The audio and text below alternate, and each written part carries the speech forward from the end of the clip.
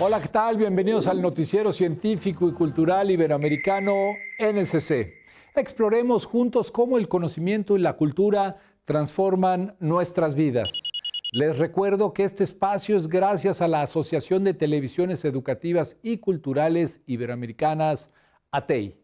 Esto es lo más relevante de la ciencia y la cultura en Iberoamérica. La flora y fauna dependen de la estabilidad estacional para su ciclo vital y los cambios en las temperaturas de la Tierra pueden tener efectos negativos en su reproducción y supervivencia. La alteración del clima ha provocado que las estaciones lleguen anticipadamente, provocando desequilibrio en los ecosistemas. Los especialistas llevan ya muchos años poniendo en alerta sobre la alteración de las estaciones meteorológicas, provocada principalmente por los gases de efecto invernadero, cuyas emisiones rompen cada vez más con la cronología de las estaciones, como es el caso de la primavera. Cuando se rompen los ciclos, las fases reproductivas y de crecimiento de las especies varían de acuerdo a sus características, resistencia y vulnerabilidad. El inicio de la primavera se está anticipando. Entonces aquí podría suceder que estas señales ambientales que están despertando a las plantas y los animales que se están adelantando y que esas señales disparen una respuesta de crecimiento o de empezar antes de un periodo que normalmente ocurre después, pudiera vulnerar a las poblaciones en caso de que se llegara a presentar, por ejemplo, otra vez un periodo de helada o temperaturas de congelación. Si un animal, por ejemplo, un ave necesita que antes de que salgan de los huevecillos los nuevos pajaritos, existan los gusanos que van a comer, es muy importante que no cambien, digamos, las secuencias o la cronología de estos eventos. Muchas veces pues, puede ser que los pajaritos salen de los huevecillos y ya pasó la época de los gusanos o todavía no llega. Productos del campo como el jitomate, la lechuga, chile, calabaza, frijol y maíz dependen de las temperaturas y lluvias generadas durante la primavera. Si no se dan las condiciones propicias y prevalece el calor, paulatinamente estos cultivos se van mermando.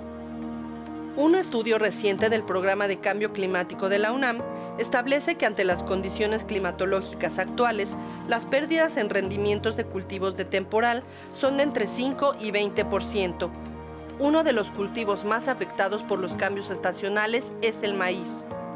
Actualmente, 23 estados de la República pueden producir al menos 1 tonelada por hectárea, que es ese rango, ese tamaño de rendimiento está muy asociado con el autoconsumo, ¿no?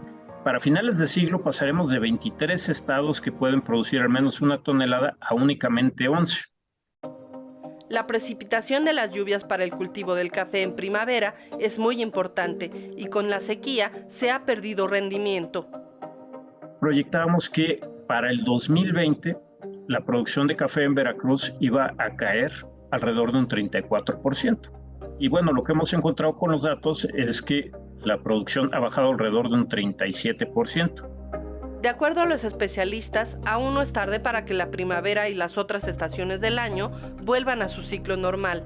El compromiso de los científicos es insistir y demostrar la gravedad de lo que está pasando a nivel meteorológico, porque a pesar de las alteraciones, la primavera nos sigue mostrando que el planeta aún tiene mucho que ofrecernos.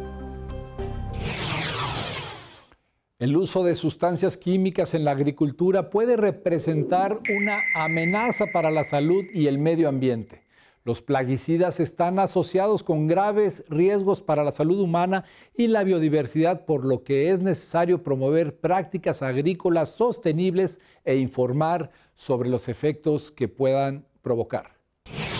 Es un proyecto que deriva de un trabajo de investigación que estamos haciendo en biodisponibilidad de plaguicidas altamente peligrosos en el municipio de Temascaltepec.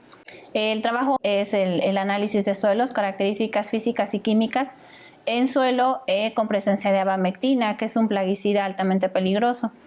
Temascaltepec tiene mucho aguacate y que los productores no hacen un buen manejo de de este cultivo.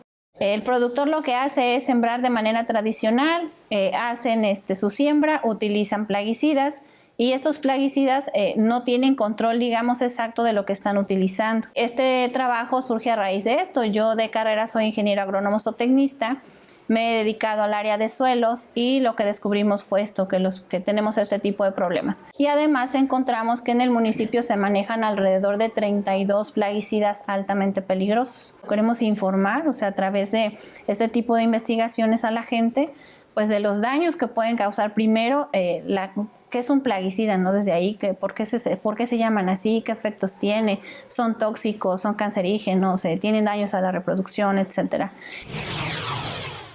La tarea es ardua, pero los resultados exitosos. La potabilización del agua de desecho de las minas es una solución innovadora y sostenible para el suministro de agua en comunidades en áreas áridas en África y es, al mismo tiempo, una manera de aprovechar un recurso que de otra manera sería desperdiciado.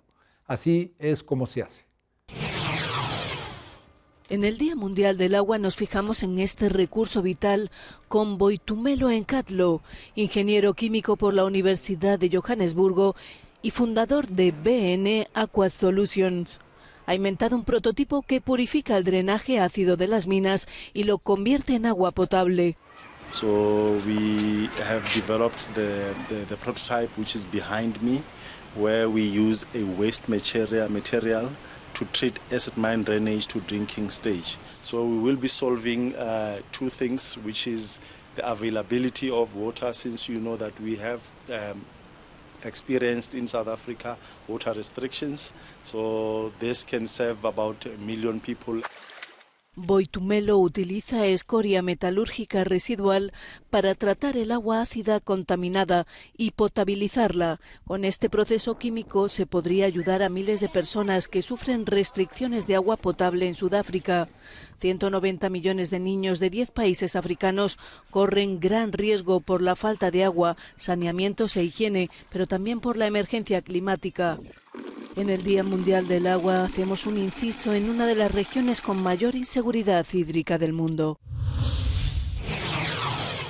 La transición hacia el uso de maquinaria pesada eléctrica se ha convertido en un desafío clave para combatir la contaminación en sectores como la construcción. En Oslo se ha demostrado que es posible a pesar de desafíos significativos como las necesidades de baterías de alta capacidad, entre otros retos. Obras con cero emisiones de carbono, innovar en tiempo real, con una demanda de maquinaria no contaminante. Al principio, el reto era poner la maquinaria y el transporte en el mercado, porque en el 2019, cuando empezamos a adquirir máquinas libres de emisiones, estas no existían.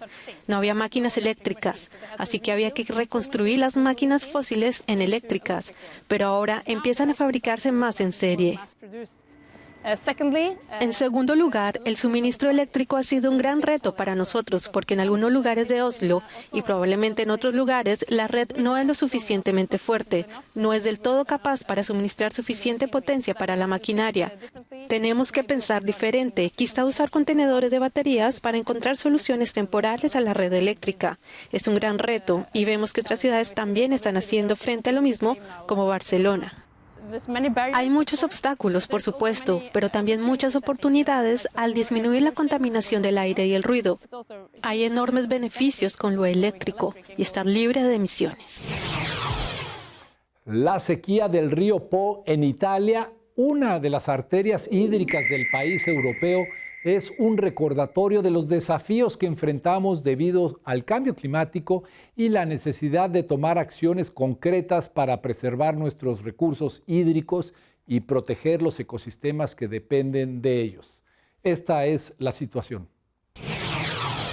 La histórica sequía que vive el río Po, el mayor y más caudaloso de Italia, amenaza con graves consecuencias para todo el país, dada su enorme influencia en la economía italiana. Su cuenca representa el 35% de la agricultura, el 55% de la ganadería y el 55% de la hidroelectricidad. tras las pérdidas agrícolas de unos 6.000 millones de euros el año pasado, según las asociaciones de ganaderos y agricultores, el próximo verano se presenta aún más complicado. En los últimos 30 años, la disminución de las precipitaciones ha reducido el caudal medio en un 20% durante el año y un 45% en verano.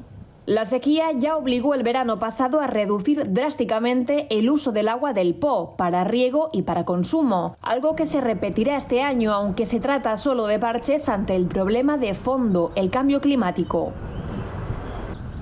Non abbiamo indicazioni sul fatto se questo è quindi un qualcosa che si concluderà con un altro anno disgraziato ma poi è finita, oppure stiamo andando verso una situazione di carenza d'acqua generalizzata.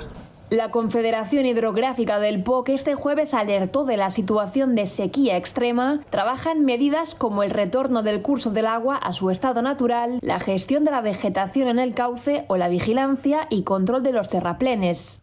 Su importancia se traduce también en que las regiones de Lombardía y Piamonte producen el 93% del arroz de Italia. En una zona en la que además es importante el cultivo de maíz, que también necesita enormes cantidades de agua, la crisis aconseja reducir el riego. Como posible solución, el investigador Luigi Rossi apunta a dirigirse hacia cultivos más tropicales. No se vaya, está usted viendo el noticiero científico y cultural iberoamericano NSC. Regresamos en unos momentos.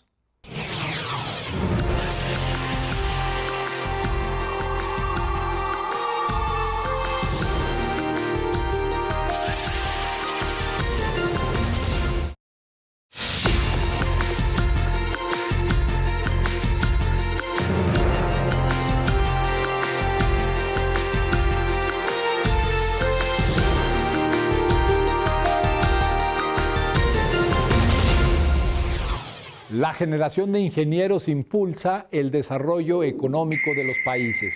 Estos profesionales son clave para la innovación, la productividad y el crecimiento en diversos sectores. De ahí la importancia del Congreso de Ingeniería Global que se llevó a cabo en la Universidad de la Frontera en Chile. La pandemia nos privó de muchas actividades.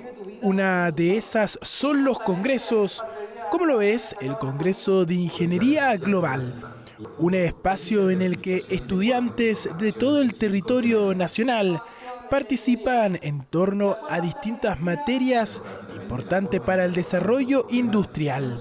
En esa línea, y después de poco más de 2 años, volvió esta actividad a la Universidad de la Frontera. Son fundamentales para nosotros, o sea, uno nunca sabe cuándo podemos necesitar el contacto, la sabiduría o el apoyo de algún compañero, la experiencia, entonces es súper importante que ahora conectemos, que hablemos con nuestras autoridades de la universidad, que aprendamos de las experiencias de nuestros expositores y bueno, ahora es súper bueno que haya venido el subsecretario, que nos haya confirmado, que haya podido, que pueda asistir este jueves, porque igual estamos en todo el tema de lo que es sustentabilidad para las empresas, que cada día las empresas están más interesadas en ver cómo aportar al medio ambiente, cómo no dañarlo.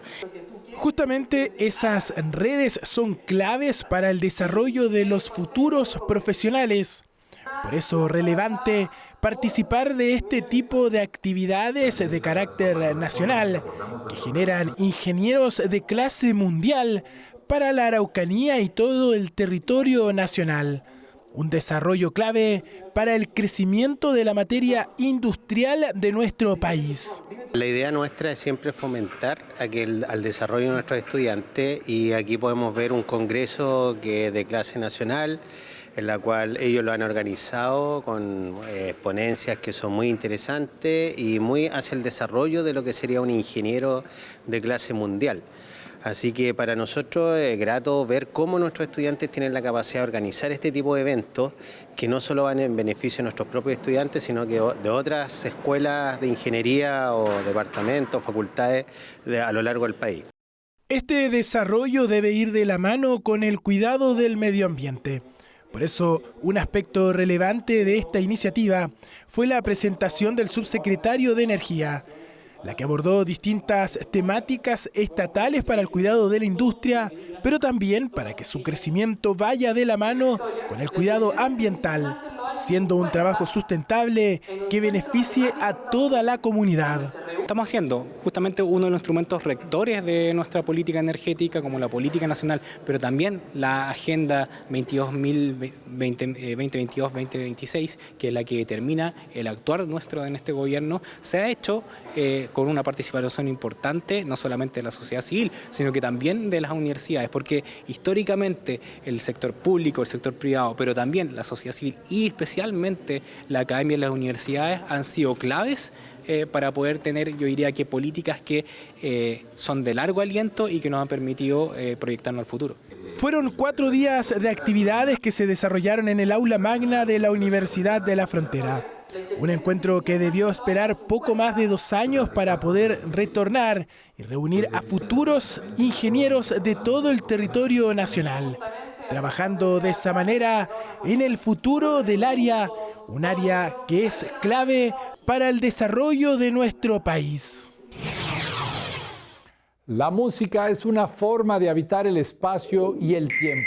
Quizás nunca estuvo mejor dicha esta frase que para la Sinfonía Espacial, un nuevo proyecto creado por el compositor Henry Dellinger.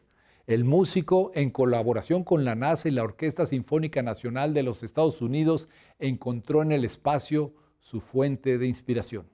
Disfruten.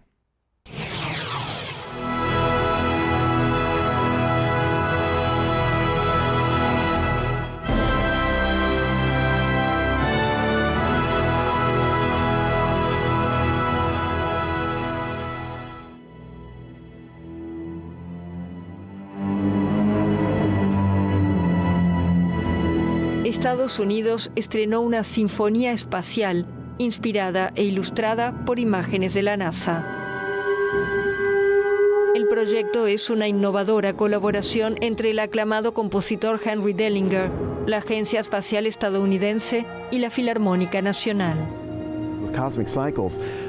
En Ciclos Cósmicos, el centro de la inspiración son esas magníficas e impresionantes imágenes producidas por el equipo de producción del Centro Goddard de Vuelos Espaciales y que nos llegaron del telescopio espacial James Webb. Sirvieron de inspiración inicial para cada movimiento de ciclos cósmicos, empezando por el Sol, pasando por la Luna y la Tierra, hasta llegar a la pieza astrofísica del final, que llamamos Ecos del Big Bang, en la que exploramos los orígenes del universo a través de la música y la inmersión visual.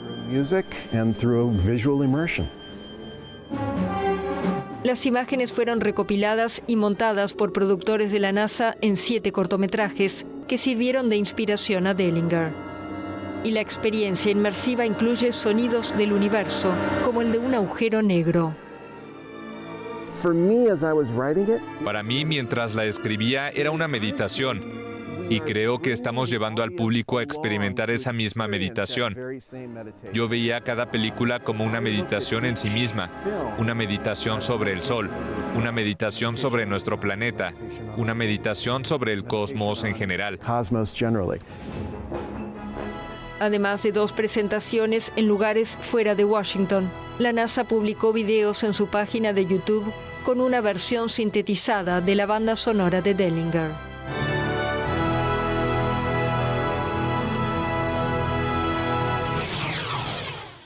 Según el último estudio publicado por la Cámara Argentina del Libro en 2019, el índice de lectura promedio de ese país se ubicaba en alrededor de 4.6 libros leídos por persona al año. Esto lo coloca como uno de los países más lectores de América Latina. De ahí que la Feria Internacional del Libro en Buenos Aires sea todo un acontecimiento. La marca Libro Universitario Argentino estuvo presente una vez más en la Feria Internacional del Libro de Buenos Aires, enlazando una vasta producción bibliográfica de calidad científica, académica y cultural que produce el sistema universitario argentino y contribuyendo a la democratización del conocimiento a través de la constitución de un espacio de encuentro de actores vinculados con la ciencia, el arte y la cultura. La Librería Universitaria Argentina, como su nombre lo dice, tiene las 50 editoriales de universidades nacionales. Tenemos material de todo tipo y temáticas que se realizan desde hace ya más de 15 años. Representa a las editoriales de la red de editoriales y universidades nacionales. es decir, la red que conforman los editores de las universidades nacionales de todo el país. Luego diferencia el material, sobre todo en cuanto a las temáticas, y sobre todo porque el material de las editoriales universitarias no suele estar en cualquier librería, no tienen la llegada necesariamente a todas las librerías.